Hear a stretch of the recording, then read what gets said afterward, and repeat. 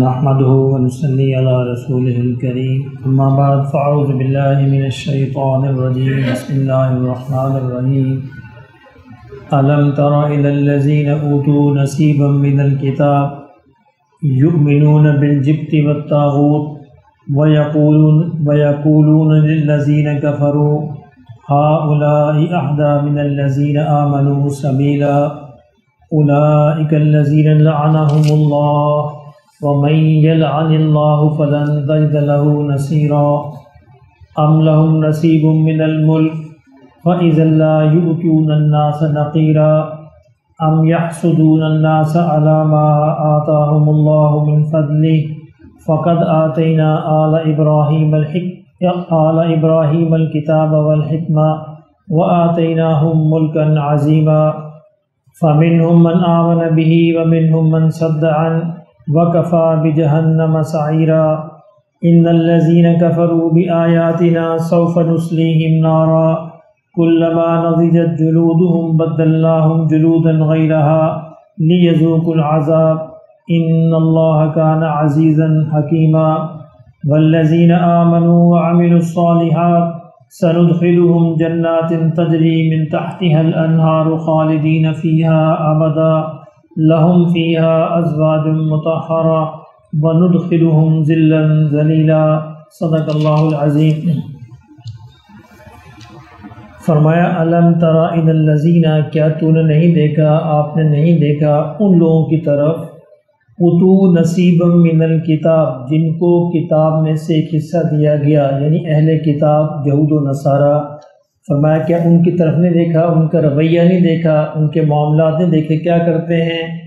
یؤمنون بالجبت والطاغوت، یعنی کتاب اور شریعت ہونے کے باوجود یہ بتوں پر اور شیطانی قوتوں پر ایمان لاتے ہیں۔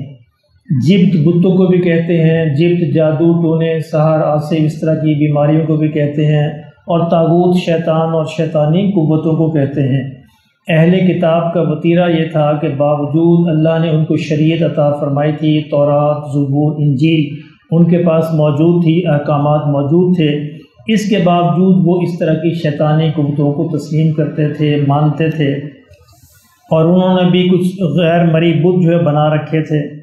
اور کیا کہتے تھے؟ وَيَقُولُونَ لِلَّذِينَ كَفَرُوا، اور مشرکین کو یہ کہتے تھے، مکہ والوں کو یہ کہتے تھے، ان کو کہتے تھے جنہوں نے کفر کیا، ہؤلاء اہدی من الذین آمنوا سبیلا، کہ یہ مومنوں سے زیادہ راہ راست پر ہیں۔ یعنی مشرکین کے پاس جا کر ان کو تسلی دیتے ہوئے یہ کہتے تھے کہ تم تو مسلمانوں سے زیادہ راہ راست پر ہو، تمہارا کوئی مسئلہ نہیں ہے۔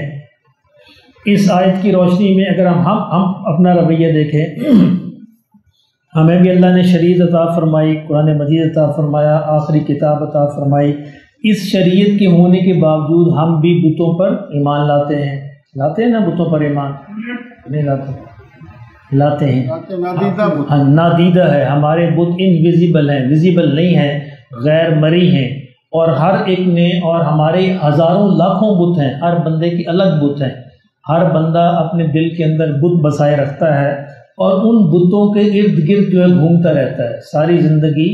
وہ اپنی خواہشات، سب سے بڑا بت اس کی خواہش ہے، جس کے لیے وہ حلال اور حرام کماتا ہے، یعنی بچوں کی، اگر بچوں کے لیے حرام کماتا ہے تو بچے اس کا بت ہیں۔ بت کا میں نے بہت بار عرض کیا کہ بت کیا ہوتا ہے؟ بت ہر وہ چیز بت ہوتی ہے جو آپ کو اللہ اور اللہ کے رسول کے حکم سے ہٹا دے، یعنی جس کے لیے ہم اللہ کا یا اللہ کے رسول کا حکم توڑ دیں وہ ہمارا بت ہے۔ وہ پتھر کا اور درختوں کا، لکڑی کا، پتھر کا بھی ہو سکتا ہے، اور وہ نہ نظر آنے والا بھی ہو سکتا ہے، جس طرح کے مسلمانوں کے بت ہیں۔ مسلمانوں نے بھی شریعت کو پس پش ڈال دیا ہے، اور ان بتوں کو پوجتے ہیں، اور طاغوت کو بھی پوجتے ہیں۔ طاغوت کیا ہے؟ شیطانی قوتیں۔ مسلمان بھی یعنی شیطان کے نام پر جادو ٹونے اس طرح کی چیزوں پر ایمان لاتے ہیں، ان کے پیچھے بھاگے رہتے ہیں۔ اللہ ہمارے حال پر رحم فرمائے۔ اولئک، یہ قرآن مجید میں جو جتنی بھی یعنی اہل کتاب کی، یہود و نصارہ کی، بنی اسرائیل کی، وہ ساری چیزوں بیان کرنے کا مقصد یہ ہے کہ اس آئینے میں ہم اپنا چہرہ دیکھیں۔ اگر اس آئینے میں اپنا چہرہ ہم نہیں دیکھتے تو یہ بیکار ہے ہمارا پڑھنا۔ کیوں اللہ نے اتنی تفصیل سے کیوں بیان کیا کہ تم نے وہ کام نہیں کرنے جن کی وجہ سے وہ گمراہ ہو گئے، جن کی وجہ سے اللہ کی نظروں سے گر گئے، جن کی وجہ سے اللہ نے ان کے لیے جہنم کا فیصلہ فرما دیا۔ تم نے وہ کام نہیں کرنے۔ اچھا، بعض لوگ اعتراض کرتے ہیں قرآن میں مسلمانوں کی تاریخ تو آتی نہیں۔ قرآن میں مسلمانوں کی تاریخ آتی اگر مسلمانوں کے بعد کوئی اور امت ہوتی، یعنی قرآن کے بعد اگر کوئی اور کتاب ہوتی تو ان کے لیے پھر مسلمانوں کی ہسٹری بھی بیان کی جاتی کہ تم نے ان غلطیوں سے بچنا ہے، کیونکہ مسلمان آخری امت ہیں، قرآن آخری کتاب ہے، اس لیے پہلی امتوں کی ساری تفصیلات کو بیان فرمایا کہ تم نے ان کاموں سے بچنا ہے اگر تم امامت کے منصب پر فائز رہنا چاہتے ہو۔ یعنی بنی اسرائیل کو اللہ نے امتوں کو امامت کے منصب سے معزول کیا اور مسلمانوں کو امامت کے منصب پر فائز کیا، ان شرائط کی وجہ سے، ان خوبیوں کی وجہ سے جو اللہ نے عطا کی تھی۔ اگر یہ خوبیاں مسلمان کھو دیں گے تو امامت کا منصب بھی کھو دیں گے، جس طرح آج ہم کھو چکے ہیں۔ آج وہ خوبیاں ایمان کی، تقوی کی، توکل کی، وہ ہمارے اندر موجود نہیں۔ اس لیے مسلمانوں کو اللہ نے قوموں کا جو کوڑے کرکٹ کا ڈھیر ہے اس پہ ڈال دیا ہے۔ تو ایسے ہوتا ہے نا، بیکار چیزوں کو ہم کوڑے کرکٹ کے ڈھیر پہ ڈال دیتے ہیں، گھروں میں نہیں رکھتے، پھینک دیتے ہیں۔ تو مسلمان بھی جب اپنا کام چھوڑیں گے، اور چھوڑ رہے ہیں، چھوڑ چکے ہیں، ان کو بھی اللہ نے ایک کیا کہتے ہیں ایک لات مار کر کوڑے کرکٹ کے ڈھیر پر پھینک دیے۔ اگر دوبارہ اپنے کام پہ واپس آ جائیں گے پھر وہی اللہ ان کو منصب نصیب فرما دے گا۔ فرمایا یہ لوگ جن کا یہ وتیرہ ہوتا ہے، یعنی جبت اور طاغوت کے پیچھے چلتے ہیں، اولئک الذین لعنہم اللہ، یہ وہ لوگ ہیں جن پر اللہ لعنت فرماتا ہے۔ جن پر اللہ لعنت کیا ہوتا ہے؟ اللہ کی رحمت سے دوری۔ لعنت کا مطلب یہ ہے کہ تو اللہ کی رحمت سے دور ہو جائے، اور جب اللہ خود کہہ دیتا ہے کہ میں نے اپنی رحمت سے دور کر دیا تو اس میں کسی شک کی گنجائش ہی نہیں۔ اس لیے فرمایا کہ بچوں کو لعنت کے الفاظ نہیں کہنے چاہیے۔ بعض مائیں کہہ دیتی ہیں تو یہ بڑا بہت برا کلمہ ہے، معمولی کلمہ نہیں ہے، اس سے بچنا چاہیے۔ یہ گویا ایک بد دعا ہوتی ہے کہ تو اللہ کی رحمت سے دور ہو جائے۔ وَمَن يَلْعَنِ اللَّهُ، فرمایا جس پر اللہ لعنت کر دے، فَلَن تَجِدَ لَهُ نَصِيرًا، تو پھر کوئی اس کا مددگار نہیں ہو سکتا۔ أَمْ لَهُمْ نَصِيبٌ مِّنَ الْمُلْكِ، فرمایا کہ یہ جو لوگ ہیں اگر ان کو ملک میں سے، سلطنت میں سے، بادشاہت میں سے کوئی حصہ اللہ دے دیتا، فَإِذَا لَا يُؤْتُونَ النَّاسَ نَقِيرًا، تو یہ لوگوں کو پھوٹی کوڑی بھی نہ دیتے، یعنی ایک ڈھیلا بھی نہ دیتے، ایک پیسہ بھی نہ دیتے، اتنے کنجوس ہیں، اس لیے اللہ نے ان کو یہ ملک عطا نہیں فرمایا۔ ام یحسدون الناس علی ما آتاہم اللہ من فضل، اور اس کے بالمقابل یہ حسد کرتے ہیں ان لوگوں پر جن پر اللہ نے اپنا فضل فرمایا۔ کن پر؟ بنی اسماعیل پر۔ پہلے فضل فرمایا تھا بنی اسرائیل پر، یعقوب علیہ السلام اور ان کی پوری نسل عیسیٰ علیہ السلام تک۔ اس کے بعد حضرت اسماعیل علیہ السلام کی اولاد میں سے اللہ نے آقا دو عالم صلی اللہ علیہ وسلم کو پیدا فرمایا۔ تو اس پوری چین پر، اس پوری نسل پر اللہ نے فضل فرمایا۔ فرمایا کہ اب یہ لوگ اس پر حسد کرتے ہیں۔ فقط ام یحسدون الناس، یہ لوگ حسد کرتے ہیں علی ما آتاہم اللہ من فضل، اللہ نے جو اپنے فضل سے اس قوم کو عطا فرمایا، یعنی بنی اسماعیل کو۔ فقد آتینا آل ابراہیم الکتاب والحکمہ، فرمایا کہ ہم نے آل ابراہیم یعنی آل ابراہیم کی اس نسل کو جو اسماعیل علیہ السلام کی اولاد سے ہے، اب ہم نے ان کو شریعت اور حکمت عطا کر دی۔ پہلے ہم نے بنی اسرائیل کو دی تھی، اب ہم نے شریعت اور حکمت جو ہے اس کو نسل دے دی ہے۔ وَآتَيْنَاهُمْ مُلْكًا عَظِيمًا، اور ہم نے ان کے لیے ایک بڑے ملک کو بھی عطا کر دیا ہے۔ عطا کر دیا تھا نا، چھوٹی سی عرب کے خطے میں رہنے والے 1/3 دنیا کے مالک بن گئے تھے۔ پورا ایران، پورا یورپ، یہ پورا روم اور پورا افریقہ، یہ سارے کا سارا ان کو قبضے میں آ گیا تھا۔ فرمایا ہم نے یہ فیصلہ بھی فرما دیا ہے کہ ہم تمہیں ایک عظیم ملک عطا فرمائیں گے۔ اللہ اکبر! آپ اندازہ فرمائیں آقا دو عالم صلی اللہ علیہ وسلم کی زبان اقدس کا، یعنی حال یہ ہے کہ پیٹ پر 2 پتھر بندھے ہوئے ہیں، تن پر کپڑے پورے نہیں ہیں، اور مدینے کے دفاع کے لیے خندق کھودی جا رہی، خندق کھودی جا رہی مدینے کی دفاع کے لیے، اور نبی صلی اللہ علیہ وسلم بنفس نفیس خود اس کے اندر شامل ہے۔ آپ نے فرمایا میرا بھی حصہ لگاؤ، میں بھی کھودوں گا، یعنی 15 فٹ 20 فٹ صحابہ بانٹ دیا گیا تھا کہ یہ خندق کھودنی ہے۔ تو حضور صلی اللہ علیہ وسلم بھی وہاں پہ خندق کھود رہے تھے۔ ایک پتھر گہرا یعنی بہت سخت پتھر آیا، صحابہ اس کو توڑتے رہے، نہیں ٹوٹا۔ آخر حضور صلی اللہ علیہ وسلم کو فرمایا گیا، کہا گیا کہ یا رسول اللہ صلی اللہ علیہ وسلم یہ نہیں ٹوٹتا۔ تو نبی صلی اللہ علیہ وسلم تشریف لے گئے تو آپ نے اس پر وہ چوٹ ماری تو وہ ٹوٹ گیا، اور جب ٹوٹا تو اس میں سے روشنی نکلی۔ یعنی اس حال کے اندر کہ بدن پر کپڑے پورے نہیں ہیں، پیٹ پر پتھر بندھے ہوئے ہیں، 2 وقت کا فاقہ ہے، تو آقا نے فرمایا کہ اللہ نے اس روشنی میں مجھے ایران اور روم کے محلات عطا فرما دی۔ اللہ نے اس روشنی میں جو روشنی نکلی ہے، اللہ نے مجھے روم کے ایران کے محلات دکھائے ہیں۔ اس وقت کوئی یقین کر سکتا تھا کہ وہ جو بچائے چھپے پھرتے ہیں، مدینے کے دفاع کے لیے خندقیں کھودتے پھرتے ہیں، اللہ ان کو ایران اور روم جیسی سلطنت عطا فرما دے؟ اللہ نے عطا فرمائی، جو آپ کی زبان اقدس سے نکلا اللہ نے پھر عطا فرمائی۔ تو یہ اللہ کا یہ وعدہ نام کے ساتھ نہیں ہے کہ ہم نے مسلمانوں کا نام رکھ لیا تو ہمارے ساتھ نہیں، اللہ کا وعدہ کچھ خوبیوں کے ساتھ ہے، کچھ صفات کے ساتھ ہے۔ اگر مسلمانوں والی خوبیاں صفات ہوں گی تو چاہے ہمارا نام ڈیوڈ بھی ہوا نا پھر بھی ہو جائے۔ ڈیوڈ کس سے ہوتے ہیں؟ داؤد کو کہتے ہیں۔ جیکب کسے کہتے ہیں؟ یعقوب کو کہتے ہیں۔ یہ تھوڑا سا نام بدلے ہوئے ہیں نا، جیکب کسے کہتے ہیں؟ یعقوب ہے، جوزف کیا ہے؟ یوسف ہے، ڈیوڈ کیا ہے؟ داؤد ہے۔ تو یہ بھی اگر ہوئے، لیکن خوبیاں اگر ہوئیں تو اللہ پھر ہمیں وہ ملک اور حکمت عطا کر دے گا۔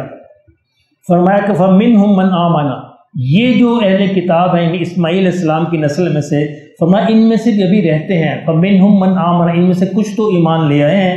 وَمِنْهُمْ مَنْ صَدَّ عَنْ، اور کچھ ابھی رکے بیٹھے ہوئے ہیں۔ وَكَفَى بِجَهَنَّمَ سَعِيرًا، فرمایا ان کے لیے ہم نے جہنم تیار کر رکھی۔ کیونکہ نبی صلی اللہ علیہ وسلم آپ کے معجزات، آپ کے بیانات، آپ نے حق کو بالکل واضح کر دیا، اس کے باوجود اگر یہ ایمان نہیں لاتے، یہ نبی سے بڑی کوئی شخصیت نہیں ہوتی جو اپنی زبان اقدس سے حق کو واضح کر دے، اگر اس کی موجودگی میں بھی ایمان نہیں لاتے پھر ان کا ٹھکانہ جہنم ہے۔ ان الذین کفروا بآیاتنا، فرمایا جو ہماری آیات کا انکار کرتے ہیں، سوف نصلیہم نارا، ہم جلد ہی ان کو ایک بڑی آگ کے اندر داخل کریں گے۔ کلما نضجت جلودہم، اور جب ان کی کھالیں، ان کی سکن پک جائے گی، بدلناہم جلودا غیرہا، ہم فوراً ہی اس کو نئی سکن عطا کر دیں۔ اللہ کیوں؟ لیذوقوا العذاب، تاکہ تم عذاب کا مزہ چکھو۔ آپ کو معلوم ہے کہ سائنس آج ہمیں 1500 سال کے بعد بتا رہی ہے کہ انسان کے محسوس کرنے کے جتنے بھی یہ سیلز ہیں وہ سکن میں ہوتے ہیں، جسم میں نہیں ہوتے، جلد میں ہوتے ہیں۔ اگر آپ کی جلد کی بیکار ہو، یہ سینسر جو لگے ہوئے ہیں جلد میں، اگر جلد کا کوئی حصہ بیکار ہو تو وہ جلنے میں لگے آپ کو محسوس نہیں ہوگا، کچھ بھی چوٹ لگ جائے، جل جائے، کٹ جائے، وہ اس کا کوئی یعنی تکلیف محسوس ہی نہیں ہوگی۔ اب دیکھ لیں بعض حصے سکن کے ناکارہ ہو جاتے ہیں، پاؤں میں، ہاتھ میں، کسی جگہ اس پر کوئی چوٹ لگ جائے، اس پہ کوئی انسان محسوس ہی نہیں کرتا۔ تو جتنے بھی محسوس کرنے کے سیلز ہیں، یہ سینسر جتنے بھی ہیں، یہ ہماری جلد کے اندر، تو اللہ نے 1500 سال پہلے فرمایا کہ ہم ان کی جلد بدلیں گے، بدن نہیں بدلیں گے، جلد بدل دیں گے، اور وہ فوراً بدلتی جائے گی تاکہ ان کو عذاب کا مزہ آتا رہے، عذاب چکھتے رہیں۔ کیونکہ اگر جلد نہیں ہوگی تو عذاب نہیں ہوگا، جلد اگر نہ ہوئی تو وہ پھر ان کو محسوس نہیں ہوگا، محسوس نہیں ہوگا تو عذاب کا پتہ نہیں چلے گا۔ اسی طرح ہمارے ٹیسٹ بڈز جو ہیں یہ ہماری زبان پر ہیں۔ خدا نہ خواستہ اللہ رحم فرمائے کسی شخص کے ٹیسٹ بڈز خراب ہو جائیں تو اس کو کسی بھی کھانے کا ذائقہ نہیں آئے گا، اس کے لیے پلاؤ، زردہ، نمک، بریانی اور جناب کھٹا میٹھا سب برابر ہو جائیں گے، کچھ بھی اس کو احساس نہیں ہوگا۔ اس سملرلی جو ہماری جلد کے اندر جو سیلز اگر ناکارہ ہو جائیں تو اس طرح ہمیں کسی بھی چیز کا کٹنے کا، جلنے کا، دکھ کا، تکلیف کا کوئی احساس نہیں ہوگا۔ اس لیے اللہ نے فرمایا ہم ان کی جلد بدلیں گے قیامت کے دن تاکہ وہ عذاب کا مزہ چکھتے رہیں۔ والذین آمنوا وعملوا الصالحات، اس کے بالمقابل جو لوگ جو ہے ایمان اور عمل صالح پر قائم رہیں گے، سندخلہم جنات تجری من تحتها الانہار، ان کو ہم ایسی جنات میں داخل کریں گے جن کے نیچے نہریں بہتی ہوں گی، خالدین فیہا ابدا، جس کے اندر وہ ہمیشہ ہمیشہ رہیں گے۔ سب سے بڑا انعام اصل میں یہ، جہنم کا بھی مسئلہ بھی یہی ہے کہ ہمیشہ ہمیشہ رہیں گے، اور جنت کا مسئلہ بھی یہی ہے کہ ہمیشہ ہمیشہ رہیں گے۔ دیکھیں 50 60 برس 70 برس کی زندگی کے بدلے ہمیں اللہ ہمیشہ کی زندگی عطا فرما رہے ہیں۔ یہ ہمارے اعمال کا بدلہ نہیں ہے، اگر ہمارے عملوں کا بدلہ ہوتا تو 50 کے بدلے 50 ملتے، 100 کے بدلے 100 ملتے۔ یہ اللہ کی رحمت ہے، اس لیے فرمایا اللہ سے اس کی رحمت مانگنی چاہیے، یا اللہ تو اپنی رحمت نصیب فرما دے۔ اس کی رحمت ہمارے 50 سال کو بڑھا کر ہمیشہ ہمیشہ کا کر دے گی۔ اللہ اکبر، یہ رحمت ہوتی ہے، ورنہ تو 50 کے بدلے 50 ملتے۔